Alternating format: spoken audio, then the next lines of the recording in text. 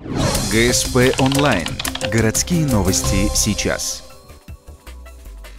Пятница, 15:00. Конгресс-холл УГТУ. Празднование юбилея Ухтинского дома ребенка. В зале друзья и коллеги, сегодняшние сотрудники и ветераны. Те, кто в течение 50 лет давали заботу, тепло, время и силы малышам, волей судьбы, оказавшимся на попечении государства. За полвека из стен дома ребенка на усыновление и опеку взяли 650 детей. Кто-то скажет, совсем немного. Но для коллектива этого учреждения все по-другому.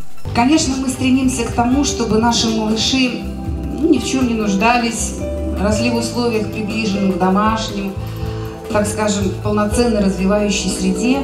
Но, конечно, все мы хотим того, чтобы наши дети все-таки обрели свой дом, своих родителей. И когда это происходит, мы считаем, что это наша победа. Сегодня там трудятся 135 сотрудников. Это педагоги, врачи, обслуживающий персонал. Их фронт работы – создать условия для 50 малышей от 2 месяцев до 6 лет. И все эти 135 взрослых работают с одной целью – сделать учреждение с казенным названием «Дом ребенка» настоящим домом для детей. И, похоже, у них это выходит.